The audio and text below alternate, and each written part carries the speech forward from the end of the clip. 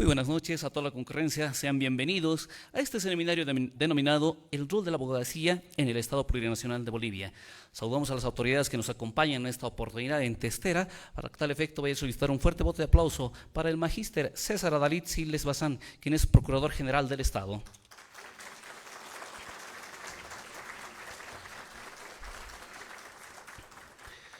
De la misma manera, saludamos al magíster Javier Tomás Monasterio Chuy, quien es profesional destacado y docente universitario.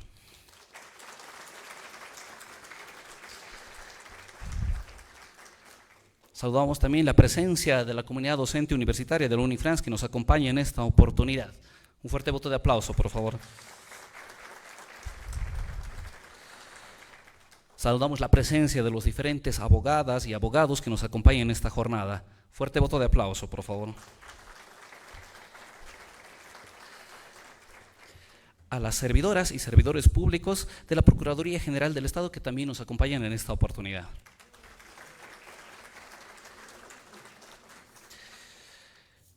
Avanzando con la jornada, vamos a tener la primera intervención y exposición a cargo del señor Procurador General del Estado, magíster César Adalid Siles Bazán, quien nos abordará con la temática del rol del abogado en el Estado Plurinacional de Bolivia. Lo recibimos con un fuerte y cálido voto de aplauso.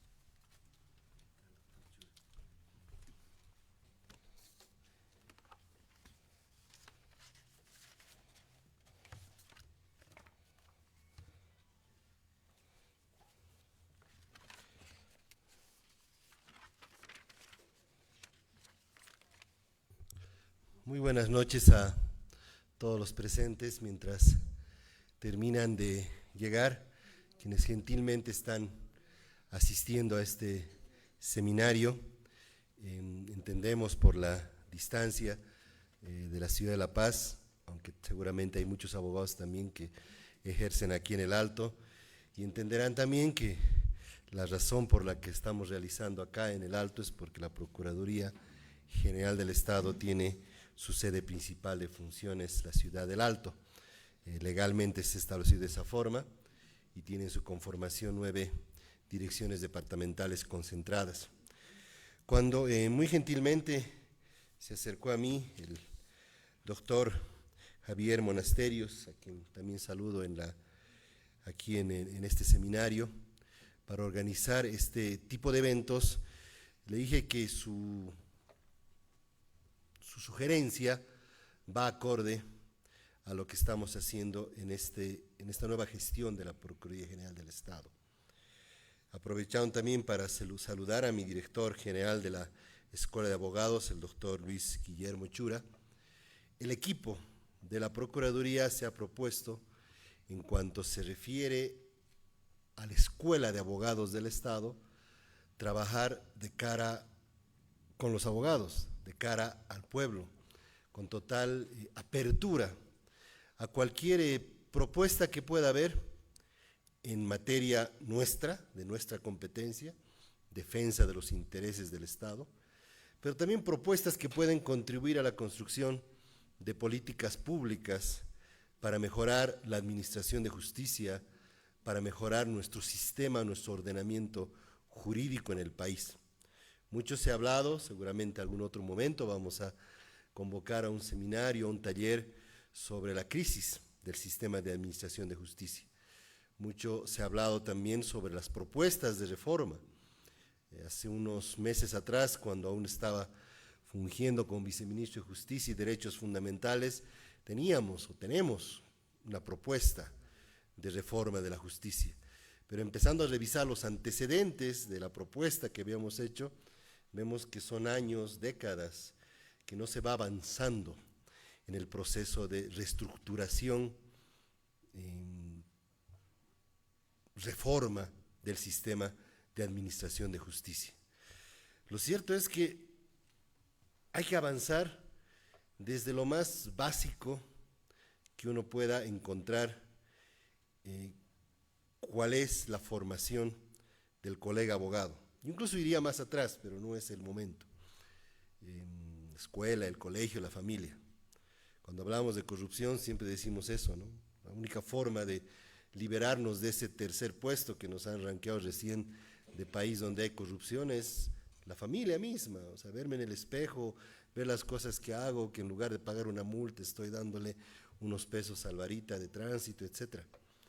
Pero ahora no estamos hablando de corrupción, sino de justicia. Y en justicia creo que el principal rol que muchos nos olvidamos es el rol del abogado.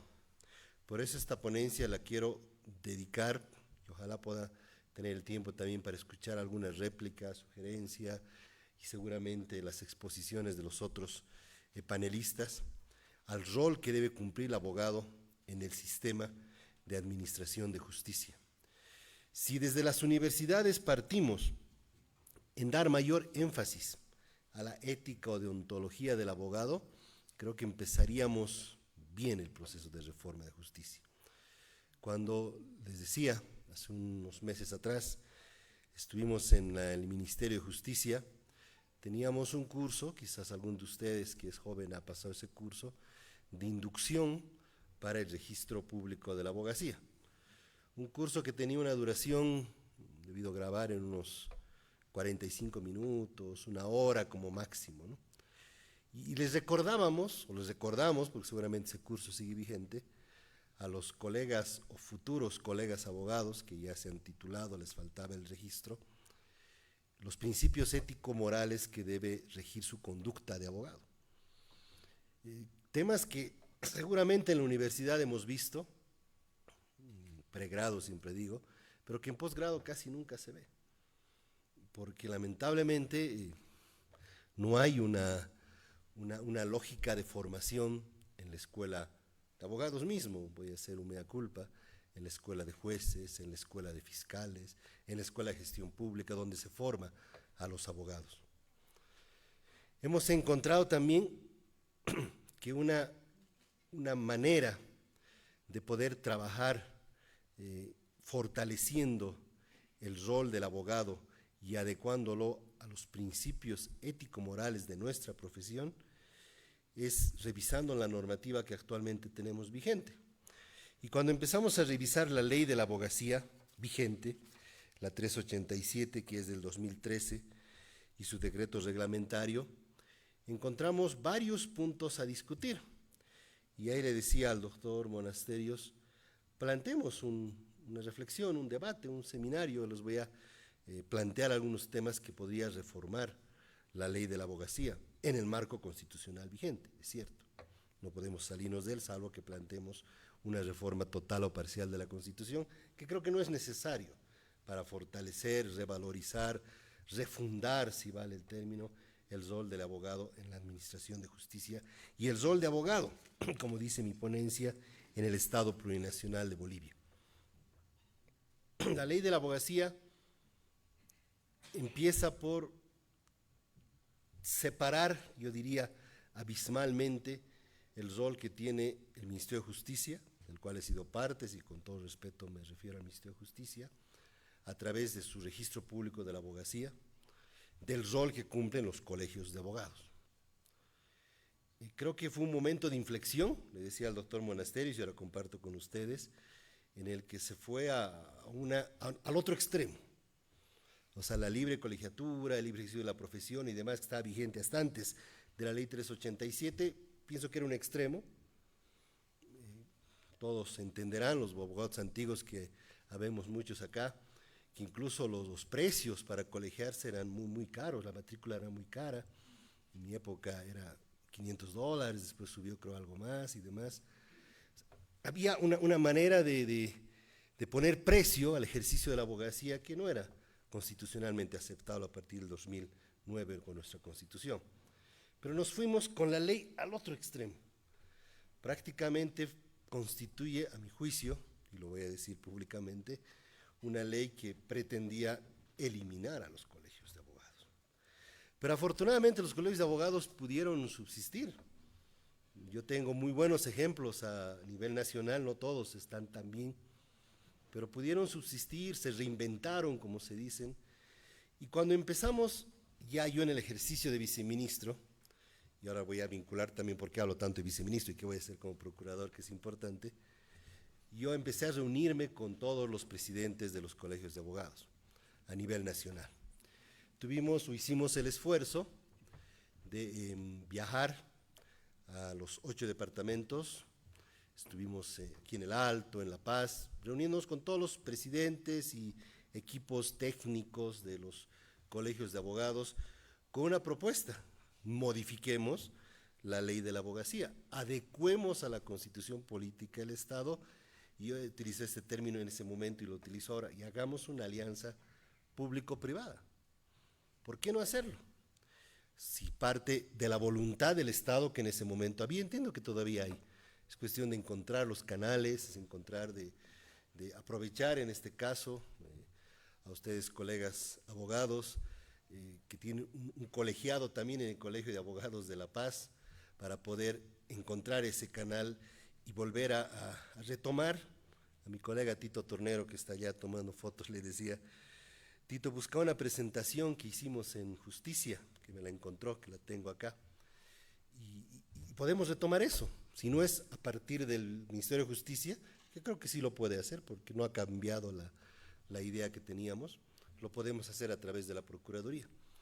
La Procuraduría tiene una facultad, una atribución de proponer normas en cuanto a leyes directamente a la Asamblea Legislativa, y en cuanto a decretos supremos, si fuera el caso, a través del Ministerio de Justicia.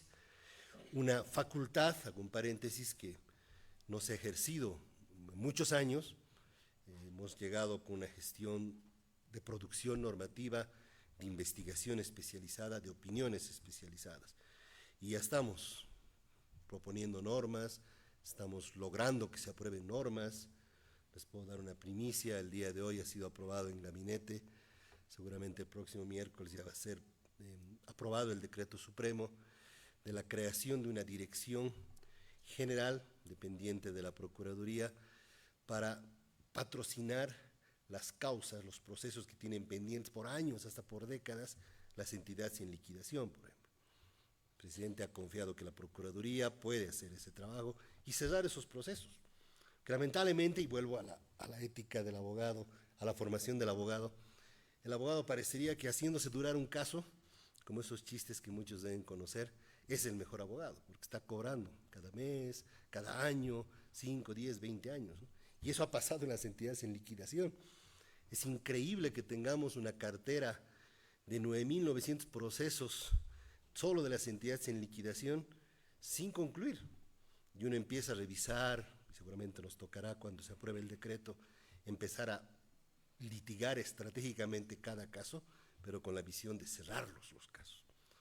¿Cómo no plantear también un proyecto normativo modificatorio, complementario, ampliatorio, de alianza, como les decía, público-privado, para el ejercicio de la profesión libre del abogado? Aquí estamos los abogados del Estado, bajo nuestra tuición y dependencia constitucional y legal, están todas las unidades jurídicas que patrocinan causas para el Estado, y obviamente somos los que más cerca estamos de los abogados que quizás están al otro lado en la profesión libre, también defendiendo a sus clientes, defendiendo los intereses de sus clientes. ¿En qué consiste? Y esto quiero lanzar como una propuesta que quizás más adelante se la puede plasmar en un documento. El documento ya lo teníamos.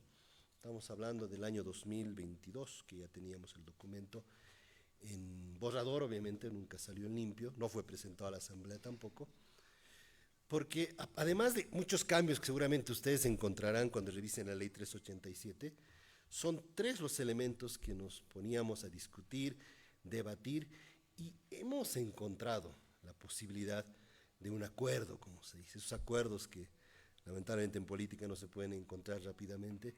Académicamente, discutiendo con la norma en mano, con la Constitución en mano, se pueden encontrar. Un tema era la colegiatura, ¿no? El registro. Yo recuerdo que la primera propuesta que nos hicieron, en ese momento estaba la doctora Lowenthal de Sucre, no sé si sigue como presidente del colegio de Sucre, del Colegio de Abogados de Sucre, nos decía un subregistro, es decir, por ley, por la visión que tiene la Constitución y por la visión que tiene el Estado, el registro que cuenta para el ejercicio profesional es el del registro público de la abogacía. Pero que ese registro te obligue al registro al colegio departamental para ejercer a nivel departamental.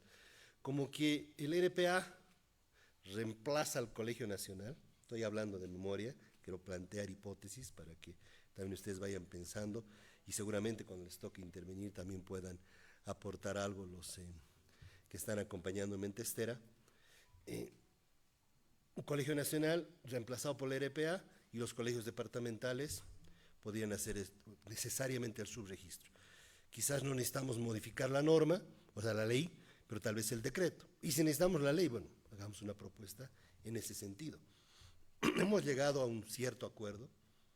Lamentablemente no hay mucha unión en los colegios de abogados.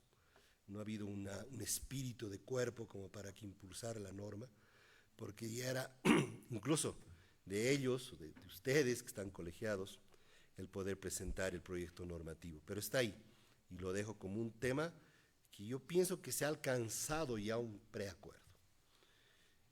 Y eso va a permitir a los colegios de abogados subsistir también, ¿no? Es cierto, ahora están con ideas innovadoras, los colegios de abogados subsistiendo, como les decía, reinventándose, con seminarios, con talleres, con incentivos. ¿Por qué no ayudar a través del Estado a ese doble registro? Alguien dirá, pero vas a afectar el bolsillo de los postulantes o de los que ya están registrados a la RPA y no se han registrado al Colegio de Abogados. Yo aquí voy a parafrasear al ministro de Justicia Iván Lima, cuando fuimos a Sucre, que les dijo, yo soy el primer colegiado, y él fue con su credencial de Sucre y pagó las mensualidades que tenía que pagar. O sea, tenemos que dar el ejemplo, ¿no? Es un espíritu también de gremio, un espíritu de cooperación entre nosotros. Un primer punto que hemos planteado, y espero que podamos volver al debate pronto, ya sea con el Ministerio de Justicia, que es el órgano competente o la entidad competente, o ya sea con la Procuraduría, que también tiene esa facultad de proponer normas, proponer mejoras y qué mejor para el ejercicio de la abogacía. Segundo tema era el régimen disciplinario. El régimen disciplinario, en este momento coexisten dos sistemas o regímenes disciplinarios, ¿no? Por un lado, el RPA, que empezó a funcionar hace 3 años en mi gestión, o sea, antes no habían tribunales de ética de la abogacía, logramos posesionar el primer tribunal, ahora creo que ya están en el segundo o en el tercer tribunal, y está funcionando ya. Había un rezago de 1000 causas aproximadamente, se limpiaron la mayoría por perención de instancia, y hay algunas causas que ya hay resultados, ya hay precedentes, etcétera. Pero ahí surge la duda, ¿no? Y los tribunales de ética, de honor se llaman, ¿no? En los colegios de abogados, los tribunales de honor de los colegios de abogados, ¿qué facultad cumplen? ¿Quién elige a qué tribunal someterse? Es como que estuviera un juez civil ordinario y un juez, no sé, administrativo ordinario con la misma competencia, ¿no? Tiene que eso regularse de alguna manera. Y habíamos propuesto normativamente también hacer en la alianza público-privada un solo tribunal conformado por el colegio de abogados respectivo del departamento que corresponda y el RPA. Es decir, si tenemos que elegir 3 o 4 vocales o como se llamen jueces para tramitar el proceso disciplinario, bueno, 2 que sean del colegio departamental y 2 designados por el registro público de la abogacía. Implicaría un monto de dinero para ingresos también, porque el RPA también consigue ingresos, buenos ingresos por la colegiatura, ¿no es cierto? Se podría compartir también ese monto de dinero que ingresaría por el tema de los procesos disciplinarios, que entiendo también, no sé si es la más importante fuente, pero es una fuente importante de recursos propios que se generan en los colegios de abogados. O sea, generar un solo régimen disciplinario conjunto. Y ahí incluso me acuerdo que en algún momento planteábamos que no era necesario modificar la ley, que al final los dos tienen su propia normativa, su propio estatuto, reglamento, ley, decreto que los hace funcionar, era llegar a un acuerdo, Y creo que se puede avanzar también en el régimen disciplinario. Y el tercer punto que me pareció súper importante que los colegios pueden aportar, y les hemos pedido también que lo hagan, y esto llegó ya a la CV, porque también participa la CV de esto, es uniformar la currícula universitaria de la carrera de Derecho. Creo que aportaríamos mucho con uniformar la currícula de la carrera de Derecho en el sistema universitario boliviano. Es un mandato, no me estoy inventando yo, de la ley 898, de la ley a través de la cual se creó la Comisión de Seguimiento a las Conclusiones de la Cumbre de Justicia, que no se está cumpliendo hasta ahora. He recibido hace, creo que 2 o 3 meses atrás, la buena noticia que han aprobado técnicamente en el CV una currícula uniforme para Derecho. Y ahí también podría aportar mucho los colegios de abogados, en la formación, no solamente a través de esa currícula, sino ya posgradual, ¿no? O sea, generar convenios de formación del abogado en inicio, de iniciación, el abogado que esté iniciando. Bolivia es el único país, creo, por lo menos de los que yo conozco, uno de los pocos países, para ser más precisos, que no requiere otra autorización para litigar, para entrar a tribunales que no sea tu título y tu credencial de abogado. Todos los países te piden un examen adicional, una capacitación adicional. Ahora que nosotros estamos litigando en procesos internacionales, vemos que se necesitan autorizaciones de años de estudio inclusive para litigar. Por eso se requieren bufetes extranjeros que cobran por hora no sé cuánto y cuánto de dinero que ustedes saben por los medios de prensa. Bolivia es el único país que no tiene esa formación, que lo podemos hacer con los colegios de abogados, el Ministerio de Justicia, digamos el Estado, el gobierno, para poder tener una norma, ponemos en la ley de la abogacía modificada, la obligatoriedad para litigar, para pisar tribunales, como decimos vulgarmente, la autorización para litigar. Habíamos hecho un proyecto en el Ministerio de Justicia podría ser a nivel diplomado inicialmente, o un curso con las determinadas horas, que inicialmente lo puedan manejar los colegios con el RPA, y bueno, si no tienes esa autorización, no litigas, así de simple, es como una autorización para entrar a tribunales, ¿no? Muchos dirán, pero nosotros ya estábamos litigando hace años atrás, pero igual tendrías que actualizarte, homologar esa tu autorización de litigación que ya tienes en los hechos, para que todos podamos uniformar ese criterio. Solamente 3 temas, ¿no?, que yo los pongo como posibles modificaciones, complementaciones, aclaraciones a la ley de la abogacía, al ejercicio del abogado en la profesión libre, al ejercicio del abogado en el Estado Plurinacional de Bolivia, que seguramente pueden redundar en muchas otras ideas que ustedes pueden tener. Lo importante es, y por eso acepté también este reto que me propuso el doctor Monasterios de hacer este seminario, que existe plena predisposición de la Procuraduría General del Estado, del procurador, de mi equipo, subprocuradores, directores, las 9 direcciones departamentales, para trabajar coordinadamente. Y coordinadamente quiere decir no partir de la lógica de que algo esté escrito en piedra. Si mañana nos plantean que hay que modificar, como ahora yo lo estoy planteando, 3 ideas, la ley de la abogacía, o hay que modificar la ley de la Procuraduría, o hay que modificar el procedimiento penal, el procedimiento civil, las autoridades tienen que estar abiertas a esa propuesta de modificación.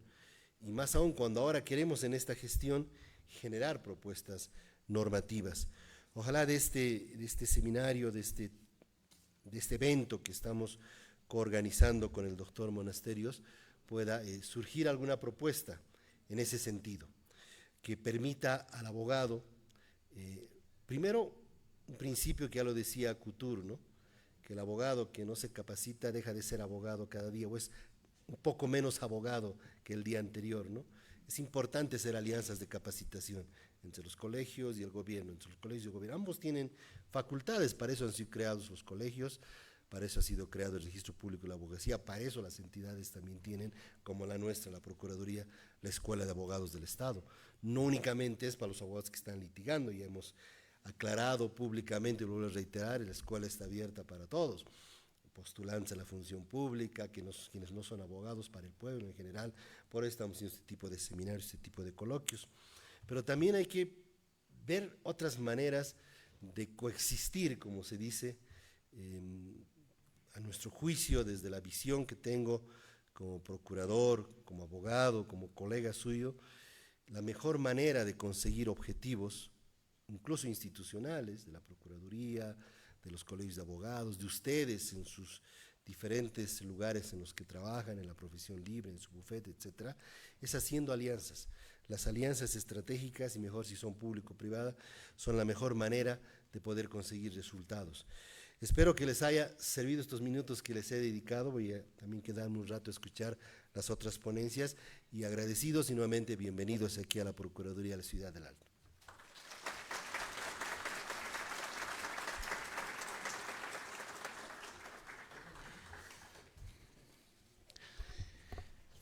Agradecemos la ponencia de nuestro señor Procurador Magíster César Adalid Siles Bazán.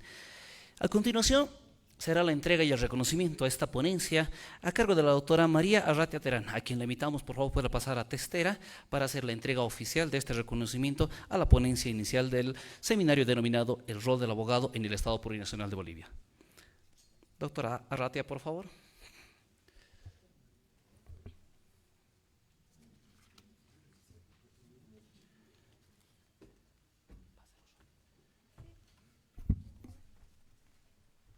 Tengan ustedes muy buenas tardes, agradecerles por la asistencia a este seminario en colaboración con el procurador, el magíster César Adalid Siles Bazán.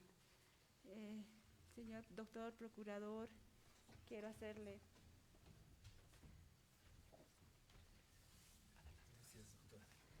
Bueno, quiero hacerle entrega de este por la colaboración que nos realizó como abogados en este tema tan importante que es el rol del abogado en el Estado Plurinacional de Bolivia. Muy agradecidos, doctor, para nuestra profesión y para el Colegio de Abogados también. Muchas gracias.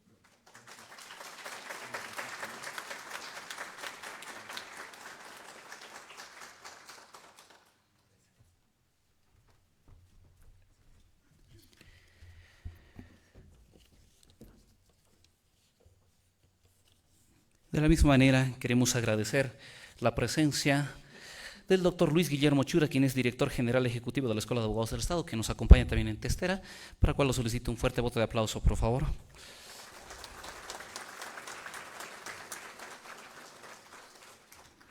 Saludamos también la presencia de la magíster Alejandra Santa Cruz Montelo, quien es abogada y periodista destacada, también nos acompaña en Testera.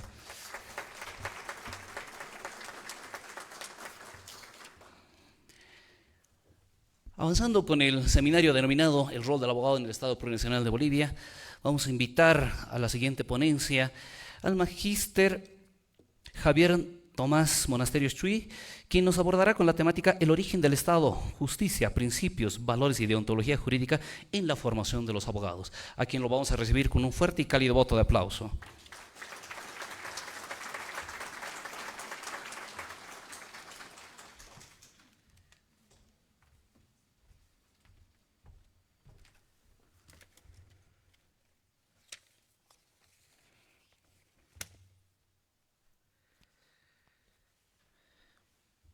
Estimados amigos, abogados, estimado doctor César Siles, doctor Chura, doctora Santa Cruz, queridos colegas, público en general, para mí es un orgullo estar presente en esta ponencia para poder compartir los conocimientos que realmente nos han formado como estudiosos del derecho.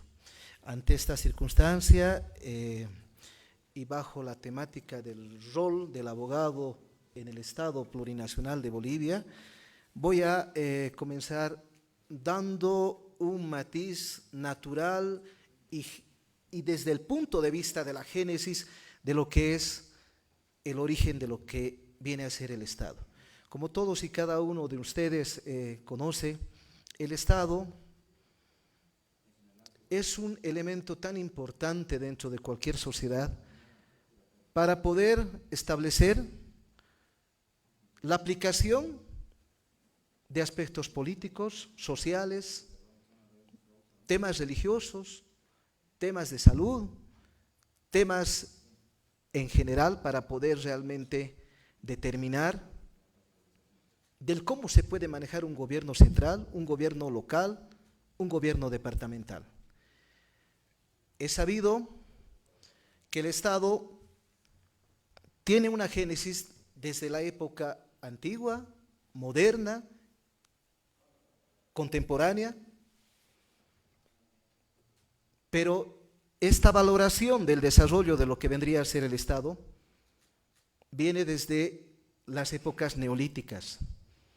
Para poder entender de lo que ha sido el Estado como tal, tenemos que referirnos de que el Estado viene ya naciendo en cuanto a la estructura del mismo para tener ese requisito sine qua non de los elementos constitutivos desde esta época neolítica. Esa época neolítica que ha servido como base para la conformación de una época antigua. Me refiero a un Estado, a un gobierno de ese entonces como es Mohenjo-Daro. Mohenjo-Daro que ha servido como un modelo de gobierno, modelo político, social, económico y también jurídico para la época antigua. Nos referimos específicamente para este modelo de este Estado de Grecia y posteriormente la conformación de Roma, donde se estructura el derecho como tal para el nacimiento de nuestras leyes, de nuestras normas y ese modelo que se ha ido perfeccionando hasta nuestros días como un derecho positivo. Grecia ha resultado un modelo tan importante en cuanto a ese nacimiento político, social, jurídico, porque ha determinado a través de Atenas los aportes de diferentes precursores. Vayámonos con uno de los específicos. Pericles, un filósofo, dice que ha sido estadista, que se dedicaba y era multidisciplinario al estudio de diferentes actividades, pero principalmente a la filosofía. Nos habla de isonomia en ese tiempo, nos habla de isotimia e isagoria. Como ustedes muy bien saben, isonomia significa de que todos somos iguales ante la ley. Y así como todos somos iguales ante la ley, no tiene que existir distinción alguna del mismo. Me refiero a la distinción de raza, credo, condición política, económica, social, religiosa, sexual, etc. Ese ha sido el aporte que ha dado este estadista, filósofo de ese tiempo. Quizá ese gran aporte que ha mencionado no haya sido aplicado como tal en la época antigua, pero ha sido un inicio, una naturaleza de lo que vendría a ser el derecho y la garantía de la persona. Isonomia o isonomía. Isonomia, isotimia, que es el segundo aporte que ha dado este filósofo, y nos menciona de que todos tenemos el derecho de poder ocupar un cargo, a trabajar. Isagoria, el derecho a la libre opinión, al pensamiento que tenía el ser humano en ese tiempo.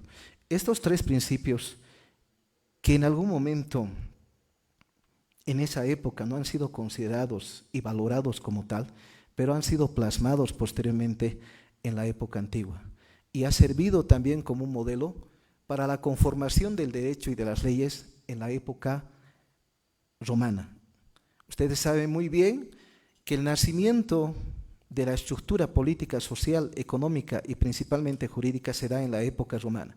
Ante esta circunstancia debemos recordar de que la justicia en ese tiempo era directamente etiquetar, direccionar a la persona que ha cometido quizá un error, pero no un delito, pero se lo identificaba como tal, de acuerdo al criterio de una población, lo que hoy en día conocemos como la costumbre. Si una conducta era reñida en ese tiempo, a través de un tótem tabú quizá, a ver, vayamos con un ejemplo de la época medieval, el dedicarse a la brujería o a la hechicería era considerado un delito grave y la consecuencia y el resultado era la muerte, la pena de muerte a través de la quema o la hoguera de estas personas que se dedicaban a este tipo de actividades. Lo mismo pasaba en la época antigua. No había o no existía un debido proceso, una presunción de inocencia, nuestros derechos y garantías simplemente eran ejecutados a través de un criterio de una población, de una costumbre, de una fuente del derecho como es la costumbre. Entonces, no se diferenciaba inclusive la participación de un delito, la participación criminal como hoy en día lo tenemos en nuestra norma sustantiva penal, para poder clasificar a un autor intelectual, material, directo, indirecto, cómplice, encubridor, receptador, etc. Estábamos en una evolución en cuanto a los derechos y principalmente a la defensa que debería asumir el ciudadano en esa época para poder rescatar el respeto de sus derechos y garantías, pero no existía. La persona era identificada como un delincuente y era ejecutada de acuerdo a las diferentes formas de ejecución de ese tiempo. No sé, lapidación, despeñamiento, crucifixión, fusilamiento, la hoguera, la horca, electrocutación, la cicuta, etc. Han sido instrumentos distintos y diferentes por los cuales el ser humano ha atravesado, principalmente en la época antigua. Me refiero a la época romana, desde lo que ha sido la república, el imperio, la monarquía de esa época. Considerar qué delitos eran considerados graves, aplicables como un modelo hasta el día de hoy, como es el parricidio y el perduelli, que merecían una pena inmediata de muerte y ejecución de la persona que cometía el delito de parricidium, que hoy en día lo conocemos como parricidio, ¿no? Pero hoy en día es diferente, es dar muerte al padre, a la madre y a nuestros ascendientes hasta nuestro 4º grado de consanguinidad. En ese tiempo simplemente era el jefe de familia, al pater familiae. La mujer en esa época, recordemos, no tenía ese derecho y era vulnerable a este tipo de, inclusive de protección que le daba la normativa del Imperio Romano en esa época. Entonces, la mujer, bueno, la res como se conocía era o tenía un mayor valor en este aspecto a comparación y en proporción de lo que vendría a ser el sexo femenino. Bueno, si entramos a la época medieval posterior a lo que vendría a ser el totem tabú, la ley del talión, el ojo por ojo, diente por diente, brazo por brazo, miembro por miembro, que ha sido una medida de evitar el atropello y el extremo de sanción que realizaba el ser humano, las familias, porque dicen que se producía inclusive guerrillas entre familias por generación, de generación tras generación.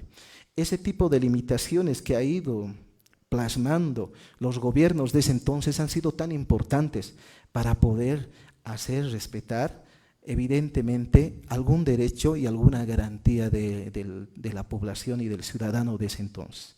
Si nos vamos a la época medieval, encontramos que ese estudio clásico se plasma posteriormente, acabando la época medieval, a lo que vendría a ser el humanismo, el positivismo, la forma de poder realmente buscar la protección de los derechos y garantías, humanizar diferentes facetas desde el aspecto laboral, social, económico, penal, inclusive del derecho penitenciario, humanizar nuestras cárceles, que eran pues personas que eran ejecutadas o que llegaban a albergar centros penitenciarios en esa época donde no se les daba ninguna oportunidad de una rehabilitación, de darles un trabajo, un deporte, no sé, aplicar medidas para poder adaptar, reinsertar y reincorporar a la sociedad como un hombre de bien. Pero este tipo de derechos y garantías como ser en general para la defensa que debería tener un ser humano se ha ido ya ubicando y consolidando dentro de lo que es esta finalización de la época medieval. Ustedes conocen muy bien que esta época culmina prácticamente con la Revolución Francesa. El año 1789 es este año tan importante donde se culmina la Revolución Francesa y nos da esa oportunidad de poder consagrar el nacimiento de diferentes derechos y garantías, el debido proceso, el derecho a la defensa, la presunción de inocencia, el nullam crime, nullam poena, sin ley previa, que nadie puede ser juzgado indebidamente, sin la aplicación de una pena o una sanción, etcétera. Entonces, manifiesta la historia y los antecedentes que en este año de 1789, posteriores a 2 años más, el año 1791 me refiero en este aspecto, nace y aparece la primera constitución política del Estado francés. Esta constitución política del Estado francés, al amparo de lo que vendría a ser el sistema francés en esa época, ¿no? Hay también el sistema inglés en la actualidad, pero este sistema francés nos ha servido como un modelo a nuestras normas vigentes, a nuestro derecho positivo para dar nacimiento a diferentes normativas específicas que tenemos en nuestro país. Aparece la Revolución Francesa, esta nueva constitución, o primera constitución política del Estado francés, y entre uno de sus articulados, los derechos del hombre y del ciudadano. No había una norma general, pero había una norma específica donde nos hablaba de los derechos del hombre y del ciudadano. Y también recordemos lo que ya les he mencionado, de que en la época de Grecia, en la época antigua, empieza a aportar este filósofo con isonomia, isotimia y isagoria. Esos términos filosóficos y este aporte que nos ha dado este estadista ha sido considerado en la Constitución Política del Estado francés por primera vez. Ellos sí lo han dado el valor que se requería, pero bajo el respeto de los derechos y obviamente para garantizar los derechos y garantías de toda persona, que deberían asumir una defensa. En la antigüedad, el abogado tenía que ser un vecino, una persona opulenta, una persona rica, para que te pueda asistir y defender. Pero ya en la Revolución Francesa, a través de la Constitución Política del Estado, nacen temas relativos al aspecto laboral, social, al derecho económico, al derecho penal, penitenciario. Realmente ha sido una base fundamental, no solamente para Bolivia, sino para diferentes estados en Latinoamérica, Centroamérica, etc.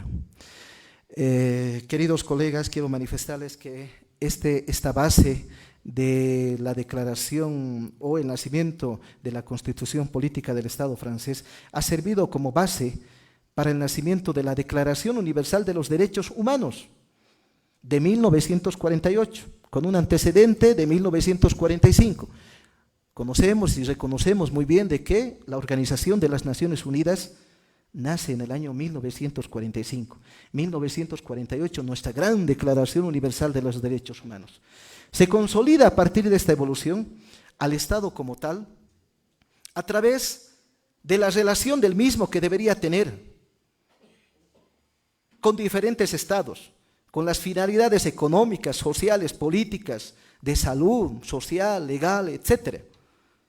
El hombre a través de la historia se ha caracterizado en su afán de conocer su realidad, para saber cuál es el origen de su existencia, para determinar qué es lo bueno y lo malo. Ante estas circunstancias, el Estado se consolida a través de una evolución tan detallosa que no va a alcanzar el tiempo para poder establecer en este seminario, en esta conversación con ustedes. Pero el Estado, de manera clásica y tradicional, sabemos muy bien que a través del precursor que ha sido Bruce Lee, el Estado es una sociedad jurídica y políticamente organizada, que tiene como requisitos población, territorio y gobierno. Son básicos los requisitos que nos exige y que nos establece la dogma, la teoría. Si no existen estos requisitos, no podemos hablar de un Estado. Es así que a través de esto, de 1945, también aportamos y nos regimos a través del Pacta Sunt Servanda, que todo lo comprometido, que todo lo pactado, tiene que ser cumplido con los Estados. No puede haber injerencia interna quizá en nuestras normativas, pero la Organización de las Naciones Unidas, y nosotros hemos sido parte a través de los 51 estados que se ha creado en ese tiempo, ahora creo que somos 194 estados, pero en ese tiempo los 51 estados, 50 más 1 con Polonia, han determinado el Pacta Sunt Servanda como un instrumento legal tan importante que maneja el derecho internacional público. Ante esa circunstancia, han reconocido y han clasificado que el Estado o las clases de Estado debería ser unitario, simple, complejo y compuesto, confederado, federalista, dividido, asociado, y nuestra famosa y reconocida Santa Sede, que otros dicen que no tiene territorio y otros manifiestan de que no tiene la población requerida. Territorio porque se encuentra el Vaticano al interior de Roma, etc. Ante esas circunstancias, el Estado llega a ser básicamente eso. El Estado repercute de una gran importancia en cualquier sociedad para el manejo de los elementos que ya les he manifestado, ¿no? Políticos, sociales, económicos, jurídicos, etc. Y la relación que nosotros tenemos que tener a través de esos elementos serán pues unilaterales, bilaterales, multilaterales, etc. Ante esa circunstancia es tan importante la realidad del desenvolvimiento del abogado dentro de cualquier sociedad, y en este caso del Estado boliviano, que se maneja a través de una ley. Esta ley del año 2013, con el número 387, se rige a través de principios. Y estos principios que son tan importantes son 7. Y les voy a mencionar la independencia que tiene que tener el abogado al ejercicio legítimo de sus funciones. La idoneidad, obviamente el abogado tiene que ser idóneo para el trabajo transparente de la función y el litigio que va a asumir él mismo. La fidelidad, obviamente tiene que existir la lealtad con relación al caso que va a asumir, pero vemos que en nuestra realidad y en la práctica, en la vida pragmática es totalmente distinta, la infidencia, los consorcios, etcétera, ¿no? Faltas de ética, de valor, de principios, etcétera. La lealtad, la libertad de defensa, la confidencia y principalmente la dignidad, ese valor ético, social y jurídico que tenemos que tener todos y cada uno de nosotros. Ante esta circunstancia, esta normativa que es la 387 también nos habla con relación a lo que vendría a ser el ejercicio y la inhabilitación. Les voy a dar lectura. El ejercicio, esta normativa manifiesta de que primero tiene que tener un título profesional, de abogado o abogada, registro y matriculación en el Ministerio de Justicia, que llega a ser uno de los segundos requisitos. El tercero, las abogadas y los abogados se someterán al control del ejercicio profesional a través del Ministerio de Justicia o los colegios de abogados de cada departamento. Inhabilitación e impedimentos. Nosotros dentro del derecho y la teoría conocemos en el estudio de que hay inhabilitaciones absolutas, inhabilitaciones especiales o relativas. Y en este caso nos habla de una inhabilitación relativa. 2 numerales romanos existe dentro de lo que vendría a ser el artículo 7 de la ley 387. El primero, las abogadas y los abogados están inhabilitados para ejercer la abogacía por las siguientes causales. La primera, ¿no? Tiene 3 vertientes. La primera, inhabilitación especial conforme a lo establecido en el Código Penal. ¿Cuál llegaría a ser la inhabilitación establecida y dirigida a esta norma sustantiva penal? Si nos vamos al trabajo de relacionar y complementar de lo que establece nuestro Código Penal, en su artículo 164 nos habla del ejercicio indebido de la profesión. Este artículo 164 viene relacionado y complementado a lo que vendría a ser el artículo 7 de la ley 387 de la abogacía. Porque para poder dar el ejercicio legal de una profesión, ya sea con título, con un oficio o un registro especial, tienes que establecer y tienes que acreditar la misma. Si no, estuvieras incurriendo en un delito. Esa es una norma quizá general, dirigida a cualquier profesión dentro de lo que establece nuestro Código Penal. Pero nosotros, dentro de lo que vendría a ser esta norma sustantiva penal, tenemos una norma específica que llega a ser el artículo 175.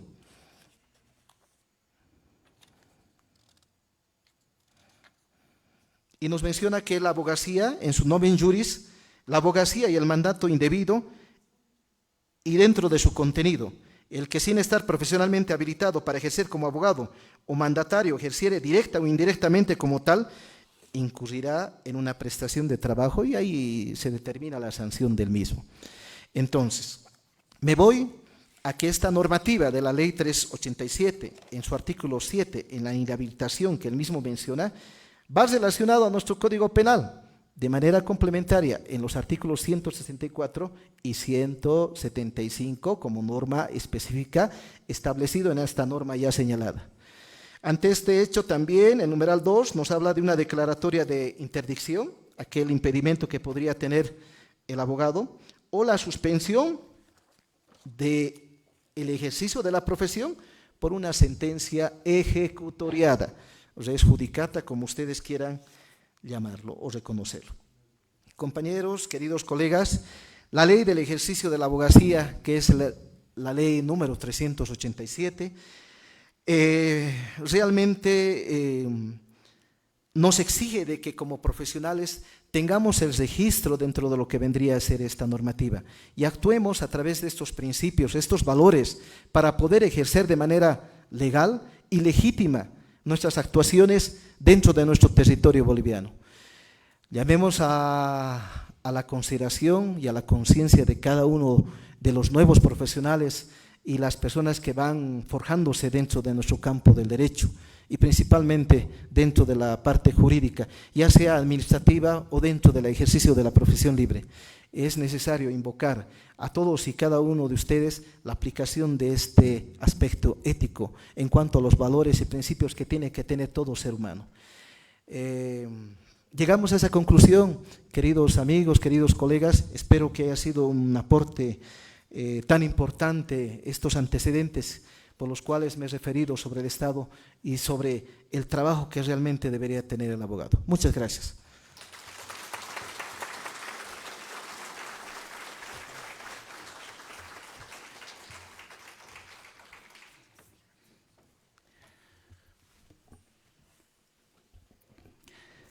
Agradecemos la ponencia de Magíster Javier Tomás Monasterios Chuy, que nos ha aportado en esta jornada del evento del rol del abogado en el Estado Plurinacional de Bolivia.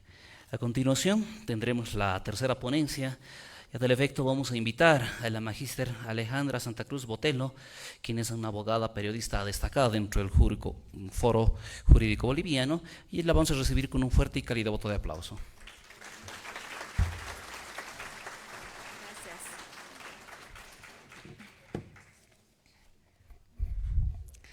Buenas noches, colegas. He visto también muchos docentes, autoridades.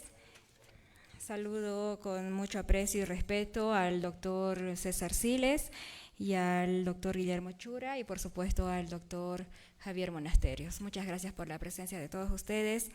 Mi intervención esta noche voy a hablar un poco más sobre la humanización del abogado, que es tan importante, como persona, inicialmente como personas y también como profesionales. En toda profesión, en realidad, nosotros deberíamos humanizar nuestras profesiones, y más aún como abogados, y en mi caso, como periodista, pero es siempre empatizar y ponernos del otro lado de las personas que están en busca de justicia. La práctica legal es una profesión que requiere no solo conocimientos jurídicos sólidos, sino también considerar valores fundamentales que guían su conducta profesional y personal.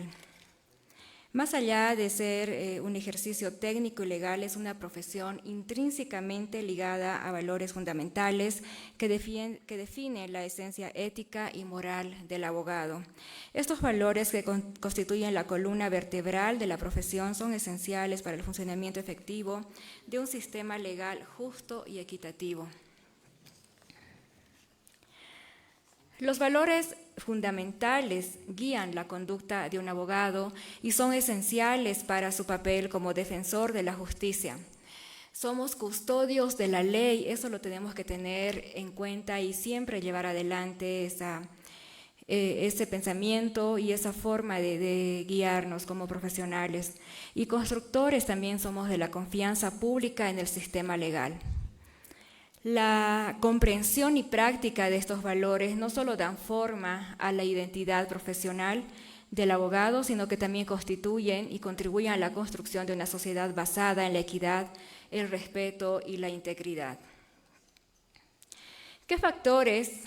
Esta es la pregunta que siempre deberíamos hacernos también. ¿Qué factores suelen atentar contra los valores de un abogado? Los valores del abogado no están exentos a ser doblegados o conquistados, al igual que cualquier otra persona, ¿no? Siempre estamos en el transcurso de nuestras vidas con ciertas formas de ser doblegados para no cumplir con nuestro rol como buenas personas o como buenos profesionales. La diferencia son las magnitudes de las consecuencias que esto puede causar en el ejercicio de nuestra profesión. Ya sea por voluntad propia o no, un abogado que ha cedido en su ética puede causar daños irreparables, tanto para el cliente, para nosotros mismos como profesionales y también incluso para nuestras familias o familias íntegras.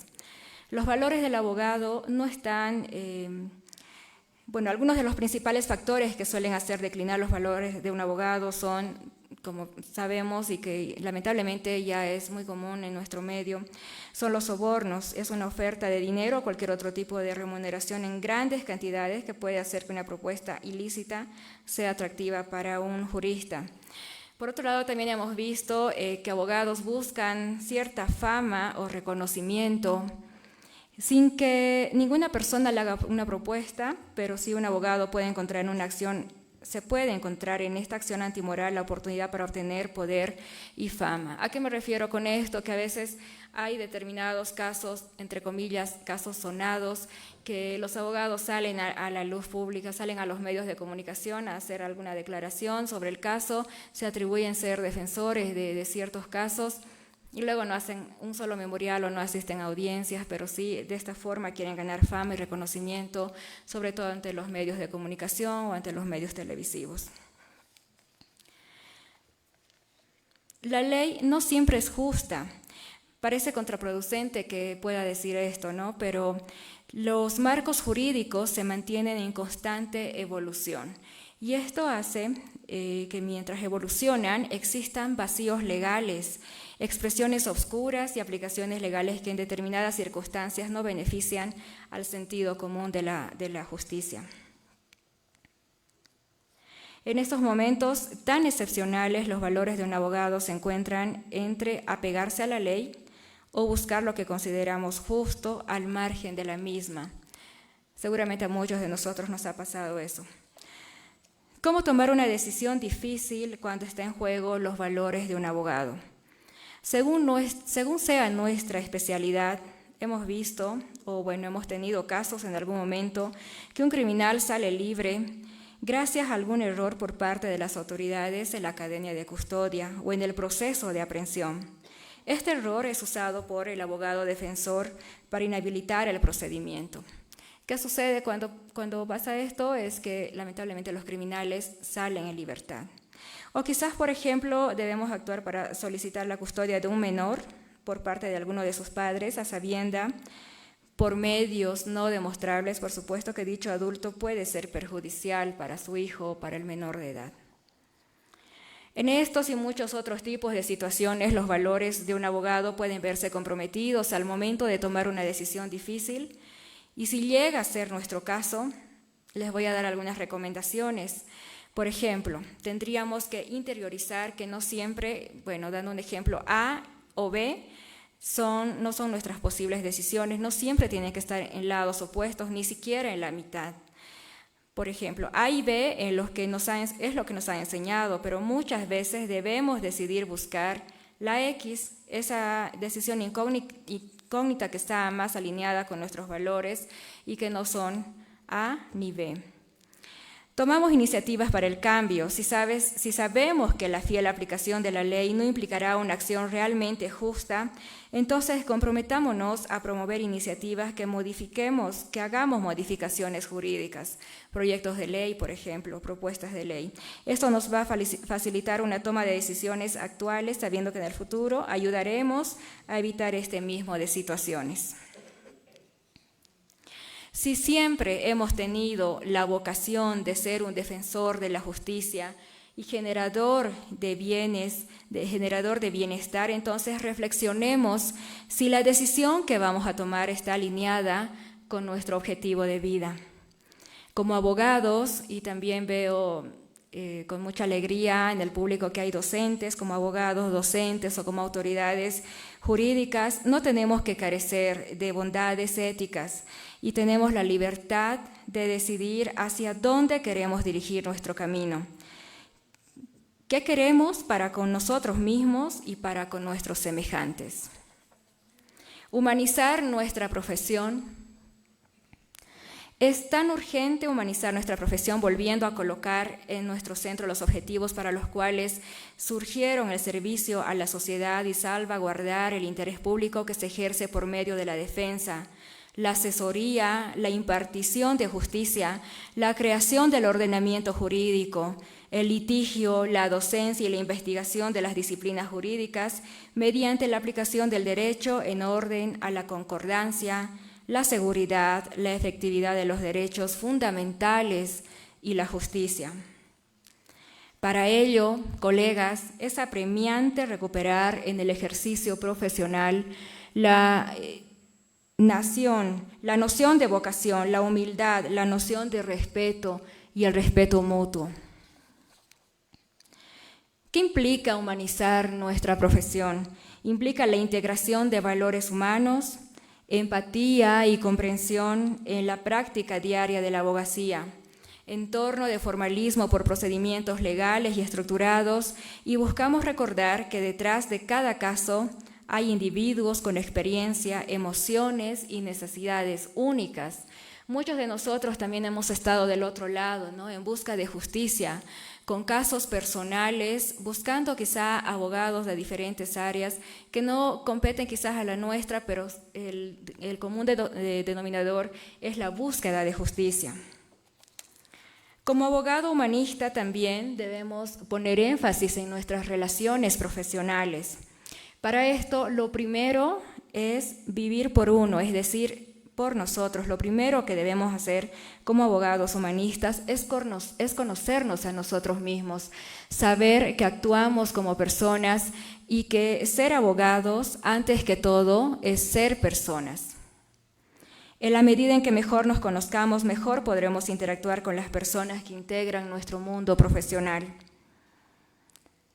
En segundo lugar, algo tan importante también es la relación con nuestros clientes.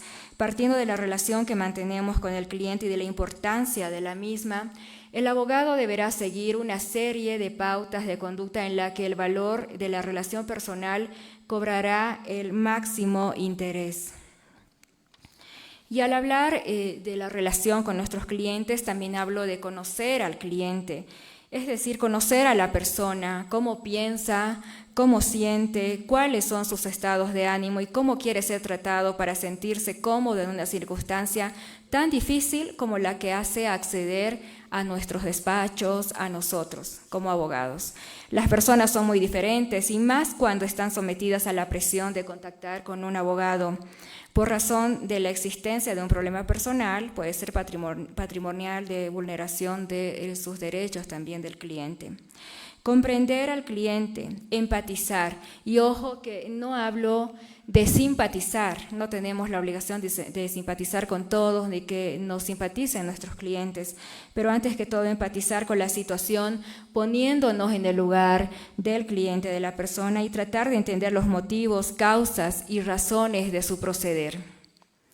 Esta actitud debe considerarse con mucha prudencia, lo que les decía, ¿no? Pues empatizar no es simpatizar. Sin embargo, el abogado debe comprenderlo, pero tiene que mantenerse al margen, evitando identificarse emocionalmente. Algo que también debemos evitar como abogados es no juzgar. El abogado, nosotros como abogados sabemos que nos encontramos frente a un ser humano. Por tanto, si bien no justificamos o aprobamos tal o cual conducta, se limitará a comprender, nos limitaremos a comprender lo humano de la misma, centrándonos en ayudarlos al amparo de sus destrezas, de nuestras destrezas profesionales y con arreglo al ordenamiento jurídico. Si ya de por sí juzgar a otros no es precisamente una virtud de nosotros como abogados, estamos más obligados, si cabe, a respetar dicha regla, pues la defensa de los intereses de un tercero no puede verse contaminado, como hemos avanzado, por un criterio personal que lo que hará condicionar dicha defensa. Por lo tanto, estimados colegas, asesorar partiendo del humano, es decir, comprendiendo, pero no incitándolo a la pasión o a perseverar en una conducta perjudicial para sus intereses a través del fomento de soluciones injustas o ilegales. El consejo, una de las funciones claves es el consejo es una de las funciones claves del abogado y se debe administrar sin olvidar que va dirigido a una persona. ¿Y esto qué implica? Cuando hablamos de persona, hablamos de que involucra sus emociones, sentimientos, especialmente afectados por el caso que le lleva al profesional, motivo por el que el abogado debe actuar con mucha prudencia, honestidad, pero siempre construyendo nuestra profesión y construyendo también el apoyo a la persona que está pidiendo nuestro asesoramiento. Y algo vital, escuchar. Una de las herramientas más poderosas que tenemos nosotros como abogados dentro y fuera de nuestras salas, de nuestra vista, es la capacidad de escuchar activamente. Y cuando hablamos de escucha, ¿a qué nos referimos? ¿A qué me refiero? Es a la denominada escucha activa, es decir, técnica o método de escucha y respuesta a otra persona que incrementa la mutua comprensión de los interlocutores a través de un proceso de obtención de información. Escuchar es un proceso que requiere escuchar con atención, emplear literalmente los 5 sentidos, concentrando toda nuestra energía en la palabra del interlocutor a fin de transmitirlo, no solo que lo estamos entendiendo, sino que estamos verdaderamente interesados en su mensaje. No hay nada mejor, y eso se los aseguro a ustedes que por experiencia propia lo van a confirmar en este momento, no hay nada mejor que conectar con esa persona que está pidiendo nuestra ayuda, nuestro asesoramiento profesional. Y nosotros tenemos que conectar como seres humanos que somos con el otro ser humano que está en nuestro delante para escucharlo. Otra relación importante son nuestros compañeros de profesión, entre nosotros, colegas. El abogado humanista siempre sabrá de esta situación, haciendo que el mismo trabajo que nosotros y alejándonos de toda animadversión o resentimiento. Lamentablemente nosotros hemos visto, y últimamente también abogados incluso, pelearse a golpes, ¿no?, en los estratos judiciales. Qué vergüenza para esos abogados que no saben poner límite a esta situación y que no priorizan más que todo la educación y la vocación, además del profesionalismo. La relación con jueces y otros operadores jurídicos también es de vital importancia. En este escenario, el abogado debe reflexionar y comprender el porqué de las reacciones de las personas que no piensan como nosotros y que están igualmente afectados por múltiples problemas que afectan a la administración de la justicia. En la medida en que el abogado enfrenta las incidencias que se produzcan con este grado de conocer lo humano, probablemente actuará con más claridad y ecuanimidad, lo que redundará en la defensa del asunto. Una buena relación entre jueces y abogados, entre colegas, es vital para el funcionamiento correcto de nuestro sistema judicial, queridos colegas. Y aquí destacan algunos de los aspectos ya señalados. Lealtad, lo que decía, ¿no?, que también está fundamentado en nuestro reglamento y en nuestras leyes, lo que decía el doctor Monasterios: lealtad, respeto, consideración, empatía, escucha, virtudes que nos ayudarán a transformar estas relaciones profesionales en unas relaciones verdaderamente humanas. Mi intervención ha sido una pequeña reflexión para ustedes, estimados colegas, y bueno, como conclusión señalo que el humanismo contribuye a que dispongamos de una sensibilidad muy acusada, que no puede confundirse con debilidad. y que nos permitirá alcanzar una comprensión más completa de todo lo que ocurre en nuestra vida profesional y sin duda alguna contribuirá a una mejora de la administración de justicia, pues mejorando las relaciones entre las personas se mejorará el funcionamiento de las instituciones en las que éstas interactúan. Muchas gracias.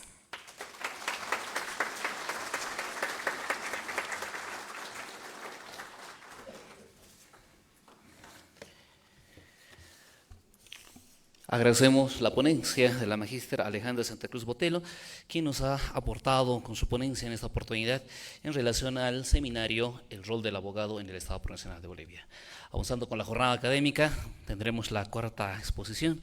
Y a tal efecto vamos a invitar al director general ejecutivo de la Escuela de Abogados del Estado, al doctor Luis Guillermo Chura Flores, quien nos abordará la importancia de la gestión de conocimiento y la promoción de investigación en los abogados. Lo recibimos con un fuerte voto de aplauso, por favor.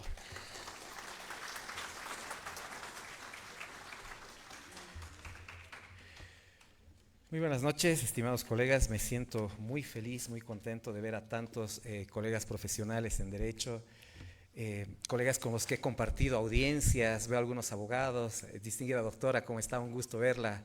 Bienvenida a la Ciudad del Alto y a esta institución. Gracias por estar a todos. Me siento conmovido porque yo también soy abogado, he sido abogado litigante, he sufrido en estrados judiciales, he sufrido en dependencias policiales atendiendo a mis clientes. Y ahora, como director de la Escuela de Abogados del Estado, creo que tengo un compromiso con todos mis colegas, ¿no? Pero el compromiso no va a ser echar flores a los abogados, al contrario, quiero provocarlos. Quiero en esta exposición poner un espejo, acá, para que nos veamos todos de frente. Tal vez nos asustemos, o tal vez no.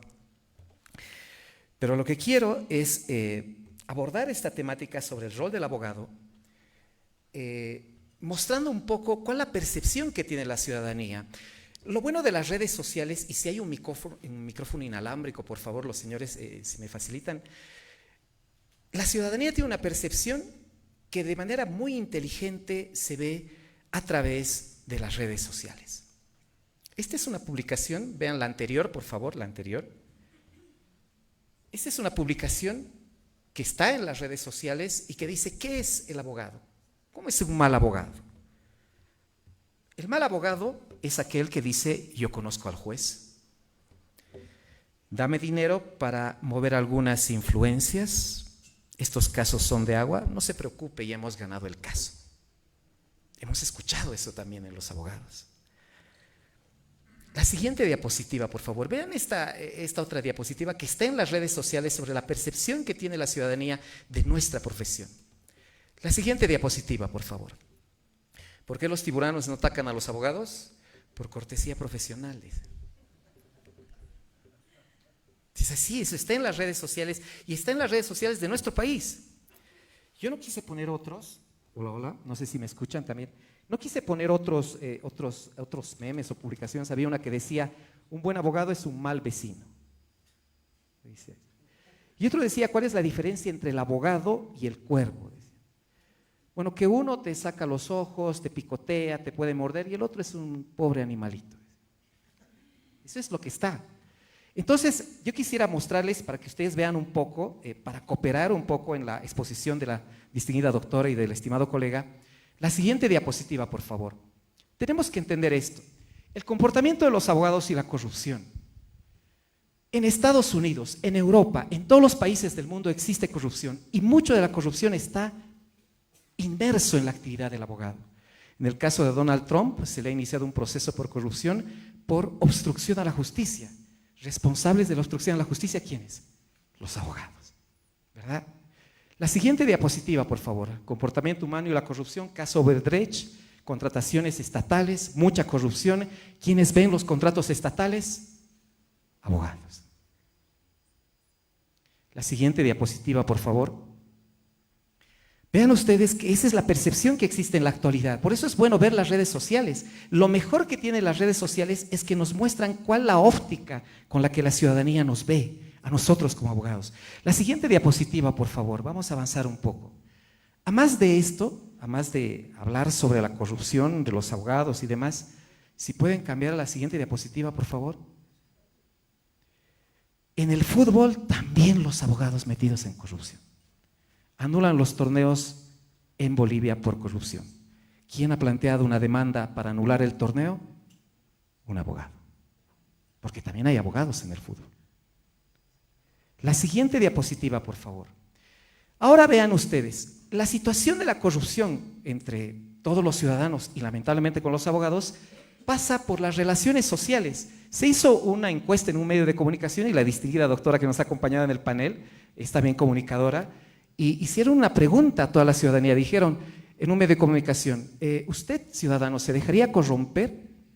Y las respuestas fueron muy divertidas. Dijeron, si esto es una encuesta, por supuesto que no, pero si no es una encuesta, hablemos. Y eso está en las respuestas de la gente. La siguiente diapositiva, esto es parte de un seminario que estamos procurando con el distinguido señor procurador y la Escuela de Abogados del Estado, darlos a todos los abogados nuevos, a los abogados que están saliendo, que están con su título reciente y van a enfrentar recién el problema de la justicia. El caso de Phineas Gage. Este caso, si ustedes entran en internet, pueden tomar una fotografía, buscan en internet, es famoso en el estudio del comportamiento humano, de la ética del profesional abogado y también de los ciudadanos. El caso de Phineas Gage es un ciudadano inglés que trabajaba en una construcción y en la construcción tuvo un accidente. Uno de los fierros de la construcción le cayó en el cerebro y ingresó por toda la parte del cerebro. Lo mandaron en estado de coma, estuvo mucho tiempo en estado de coma, no podía reaccionar este ciudadano, pero después de 6 meses de estado de coma, reaccionó. ¿Y qué reaccionó con un comportamiento diferente? La siguiente diapositiva, por favor. Antes del golpe era una persona afable, era muy querido en la construcción. Sus jefes lo querían, responsable, asistía al trabajo puntualmente, era una persona que se comprometía con su familia y con el trabajo. Todos lo consideraban una muy buena persona. Después del golpe era una persona grosera, era una persona irresponsable, era una persona que no tenía ya voluntad sobre sí mismo, razonaba, conocía a sus jefes, sus compañeros, pero ya tenía un mal comportamiento en el trabajo. Terminó en la indigencia, fue botado de su trabajo y también su familia lo expulsó. A partir de esta experiencia que está en los libros de ciencia, se ha pensado de que la corrupción, no solo en abogados, en todos los ciudadanos, puede pasar por un problema que está en las bases neuronales del cerebro. Si hay una persona que por un golpe puede cambiar de actitud ética, debe haber algo ahí que nos mueve. La siguiente diapositiva, por favor. Vean esta encuesta y si alguien desea participar, yo voy a pedir que levanten la mano. Se hizo esta encuesta, miren, se efectuó una encuesta y dice, si usted tenía un vehículo, tendría un vehículo último modelo y con un tapizado reciente de 2,000 bolivianos y encuentra en la calle una mujer desangrándose y le pide que usted le lleve en el vehículo a esta mujer, sabiendo que toda la sangre va a manchar el tapizado que usted acaba de comprarse de 2,000 bolivianos, ¿usted levantaría a la mujer y la llevaría a un hospital? ¿Sí? Aquí dicen sí. Sí, levante la mano todos, sí. Sí, ¿verdad? ¿Verdad? Aquí dicen no, una persona. Ahora ya no. Pero la mayoría la aventaría a la mujer, ¿verdad? La mayoría sí. El resultado de esta encuesta es que sí, pese a algunas personas que dicen no, la mayoría de las personas dicen sí, pese al tapizado, tengo una obligación moral de levantar a esta mujer. Aunque el tapizado cueste 2,000 bolivianos. La mayoría, ¿verdad? Ahora vean esta segunda encuesta. Hicieron otra encuesta, la siguiente diapositiva, por favor, en el que igual preguntaron a todas las personas qué harían si ustedes, una fundación, les pide 2,000 bolivianos, el mismo precio del tapizado. Vean esto, el mismo precio del tapizado. 2,000 bolivianos les pide una fundación para mandar a unos niños que se están muriendo de hambre en Somalia, totalmente lejos del país. ¿Daría usted los 2,000 bolivianos? Ahí en esta encuesta la mayoría dijo no. Y la respuesta a esta encuesta decía, no, ¿por qué? ¿Por qué voy a dar? No conozco a la fundación y tampoco sé si estos niños realmente se están muriendo de hambre. Pero tampoco conoce a la mujer que estaba en la calle. No era su familiar, no era su amiga, pero ella sí la aventaría. Unos están lejos. ¿Por qué sería diferente? De la señora conocemos, la estamos viendo que se está desangrando. Mientras es incierto, puede ser o no. Es diferente. a la señora la vemos ahí, pero tampoco la conocemos, no es mi familiar, pero sí la levantaríamos. A estos niños tampoco los conocemos, pero no mandaríamos el dinero. Entonces, ¿qué sucede? Sobre la base de estos dilemas morales, ¿qué ha descubierto la ciencia? Que reaccionamos moralmente con las personas cercanas, lo que decía la doctora. Somos más responsables moralmente de las personas que están cerca de nosotros y no de las personas que están lejos. Entonces, ¿qué sucede? Uno se comporta éticamente cuando tiene una persona cercana. Y cuando tiene una persona lejana ya no existe un criterio ético fuerte. Tenemos que entender esto como abogados, porque este es el problema. Las personas se corrompen, los ciudadanos, los abogados se corrompen porque no nos conocemos a nosotros mismos. No sabemos cuáles son las bases mentales para caer en corrupción. La siguiente diapositiva, por favor. Entonces, reaccionamos de manera distinta. Reaccionamos ante los cercanos. Reaccionamos ante los efectos que vemos directamente. Una mujer se está desangrando, no me importa el tapizado. Pero sí, niños en Somalia que ni los veo yo. No los ayudo. No vemos los efectos de la corrupción. Eso es lo que pasa. Cuando una persona se corrompe, cuando un abogado se corrompe, una autoridad judicial se corrompe, no está viendo el efecto directo de la persona que está sufriendo la corrupción. Son unos niños de Somalia para el juez. No lo sé. ¿Qué habrá pasado? Pero si el juez o el abogado sufriría en carne propia o en su hermano o en su madre el problema judicial, ahí no se corrompe, porque ahí lo tiene cerca. ¿Sí así o no? Pero si lo dice la ciencia, entonces tenemos que conocernos. Por eso la distinguida doctora lo que mencionaba era correcto. Hay que saber cómo humanizar la justicia. La siguiente diapositiva, por favor. Entonces, conociéndonos como abogados, tenemos que saber cómo vamos a reaccionar ante situaciones distintas. Ya sabemos que puede existir un problema de corrupción si es que no vemos el entorno. La siguiente diapositiva, por favor. Aquí me ha sorprendido la respuesta de algunas compañeras que han dicho que no la levantarían a la señora, ¿no? Tal vez ya está cambiando todo y no hacemos.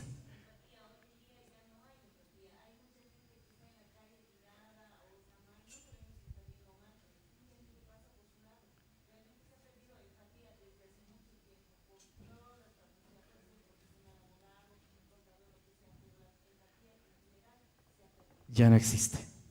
Entonces tal vez tenemos que recuperar la empatía, lo que decía la doctora. La siguiente diapositiva, por favor. Ve qué interesantes las propuestas. La siguiente diapositiva. Reaccionamos moralmente por las emociones también. Lo que dice la distinguida colega que está presente, si ya no hay empatía, ¿por qué? Vemos una persona tirada en el suelo, ya no nos emocionamos con que esa persona tiene que ser levantada. Ya no nos normalizamos el problema y el sufrimiento de la persona. Como abogados, ¿cuántas veces hemos visto? Al principio, cuando yo era abogado joven, veía a una persona que la habían detenido injustamente y cómo nos comprometíamos con el caso. Es lindo ver esos abogados nuevos, ¿verdad? Que cuando tienen su primer caso están corriendo a la fiscalía, corren, incluso ellos ponen de su propio dinero para tratar de ayudar a alguien. Pero ese mismo abogado después de 10 años ya no se mueve, porque ya ha visto 20,000 detenidos, ya no le importa. ¿Verdad? Es un caso más. Médicos igual, los médicos cuando... ¿Para qué vamos a hablar del resto, verdad? Entonces, las personas obran moralmente sobre la base de ¿qué? De emociones. ¿Por qué hay personas animalistas? ¿Cuántos son animalistas acá? ¿Cuántos protegen a los animales? Nadie. 1, 2, 3. Porque están comprometidos con los animales. Yo no soy animalista. Yo no, la verdad no, o sea, yo defiendo que sí, los derechos de los animales hay que respetarlos, pero que a mí me obliguen a querer a un animal es un poco difícil. Pero las personas animalistas los aman, los quieren. Entonces exigen una ley, ¿por qué? Porque se emocionan. Uno de los jueces de la Corte Interamericana de Derechos Humanos le preguntaron, ¿por qué usted defiende tanto a los indígenas? Porque me emociona defender a un indígena.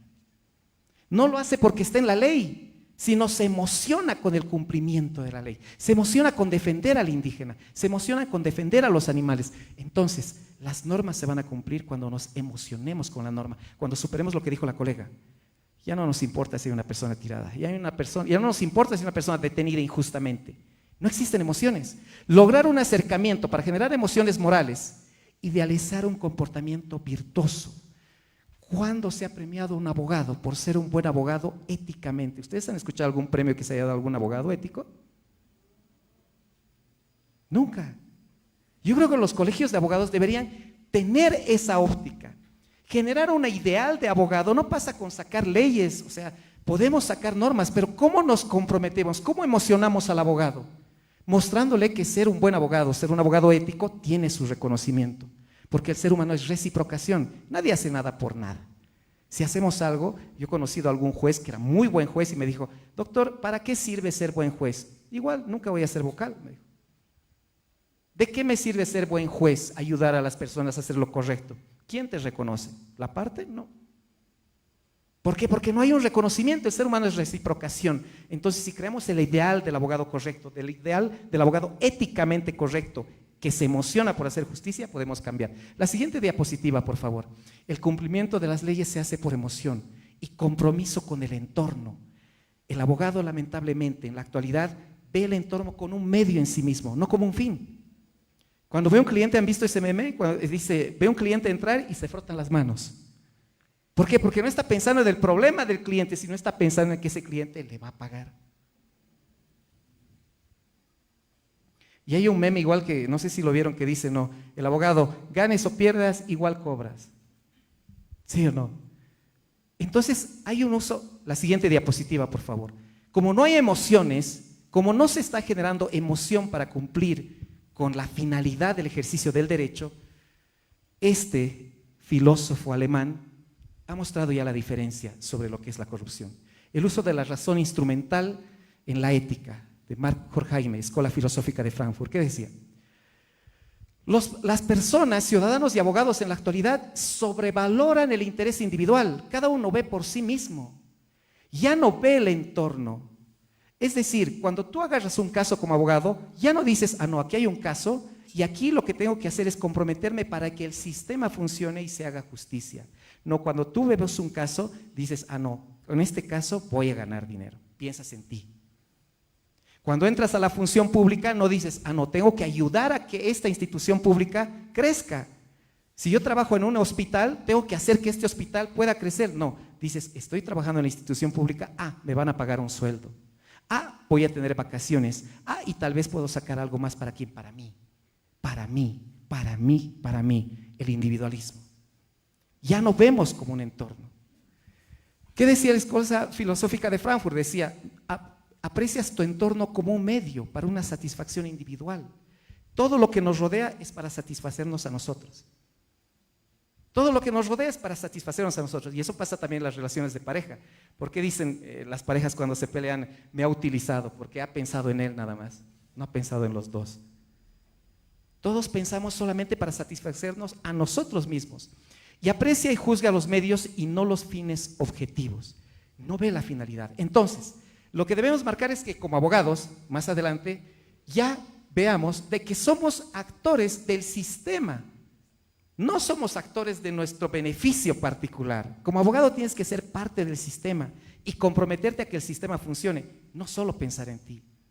Porque si piensas en ti, ahí incurres en corrupción, no aprecias el entorno y pasa lo que dijo la colega. Ya no nos importa si la persona está detenida, ya no nos importa si hay una injusticia. Lo que dice el meme, ¿no? Ganes o pierdas, igual cobras.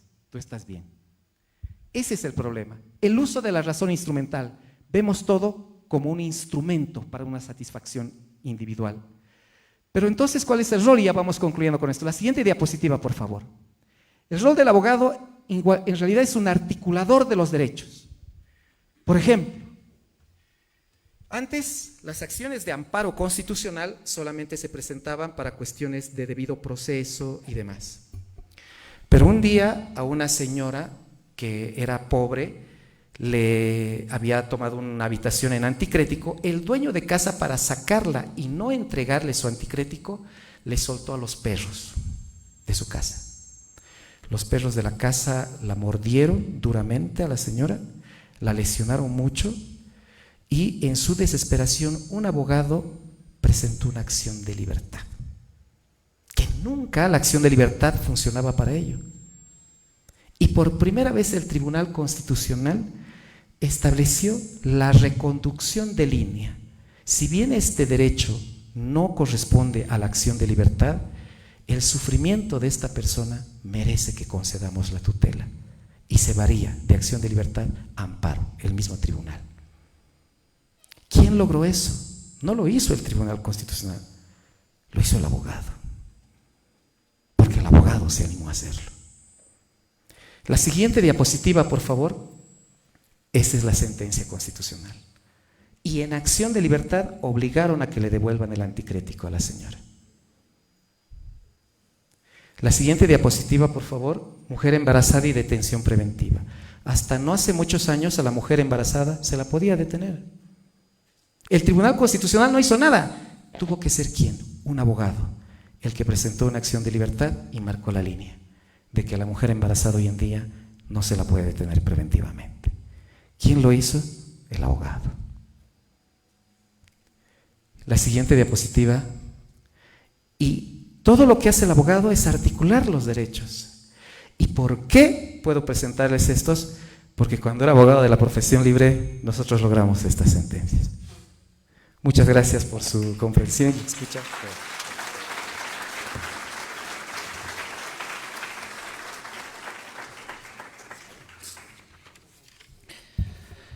De esta manera, damos por finalizado el seminario denominado El rol del abogado en el Estado Plurinacional de Bolivia. No sin antes agradecer la ponencia de cada uno de los diferentes panelistas que nos han acompañado en la jornada, al doctor Luis Guillermo Chura, a la magíster Alejandra Santa Cruz Motello, al magíster Javier Tomás Monasterios Chuy, como también a nuestro señor procurador magíster César Adarit, si les pasó. Cerramos de esta manera el ciclo de seminario de esta oportunidad y esperamos contar con su presencia en una próxima oportunidad. Tengan ustedes muy buenas noches. Permiso.